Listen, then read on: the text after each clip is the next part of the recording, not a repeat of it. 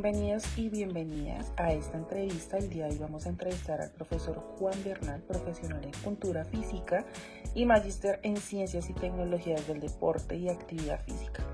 El propósito de esta entrevista es hablar un poco sobre la complejidad y el uso de los instrumentos y técnicas de evaluación en la educación física.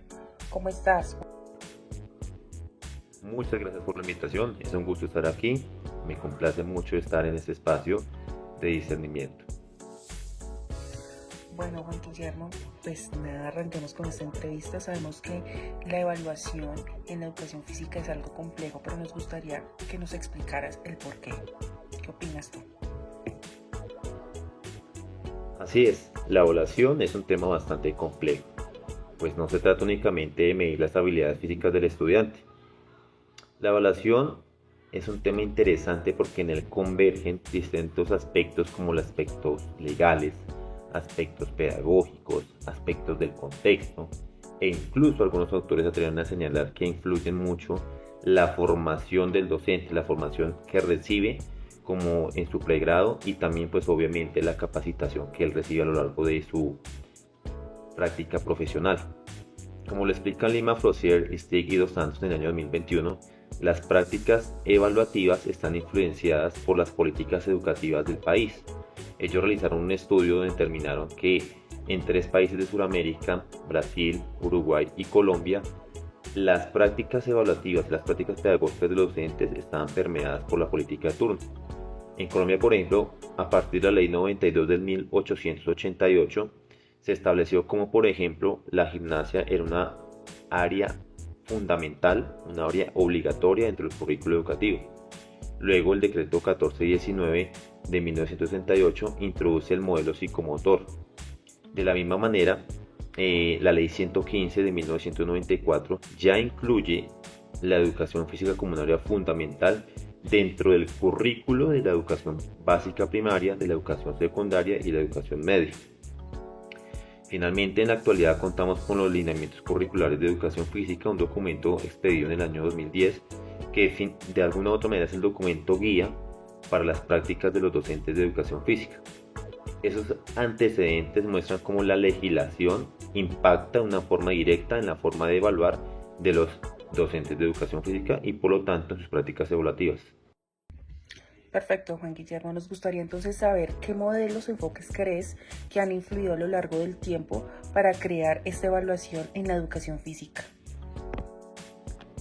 Para responder a esta pregunta voy a citar a Jaimes en el año 2023 que menciona que los modelos en educación física, los modelos pedagógicos, han evolucionado desde enfoques higienistas militares hasta enfoques psicomotores, expresivos y recreativos. Además, autores como Parlevas y Le Borg aportaron a la comprensión de la educación física como formadora integral, es decir, ven al estudiante desde todas las dimensiones del desarrollo, la dimensión cognitiva, la dimensión socioafectiva y la dimensión físico-creativa. Esta evolución es clave para comprender que la evaluación debe ser integral e incluir aspectos físicos, cognitivos, pero también los aspectos actitudinales como lo indican Cole, Pozo, Sarabia y Bols en 1992, citados por Chaverra Fernández en el año 2019. Bueno, Juan Guillermo, otra pregunta que me gustaría hacerte es ¿qué alternativas crees que existen en la evaluación tradicional, pero que están enfocadas un poco más a la cuantificación? La evaluación formativa es una excelente alternativa a la evaluación tradicional. López Pastor ha venido trabajando desde el año 2016 y la define como un proceso de aprendizaje y enseñanza y no orientado únicamente a la calificación. Lorente y Kirk en el año 2013 y 2014 resaltan de la evaluación formativa su carácter democrático al implicar al alumno. Se usan como instrumentos de esta evaluación formativa las autoevaluaciones, las coevaluaciones y valoraciones dialogadas, pero además López Pastor propone algunos instrumentos como el cuaderno del profesor, las fichas de sesión, las producciones del alumno, y considero que esta es una alternativa muy interesante a la evaluación tradicional que se maneja en educación física. Bueno, Juan Guillermo, como usted es docente, me gustaría también que me ayudara a entender un poquito qué problemas comunes usted puede encontrar en esas prácticas actuales evaluativas.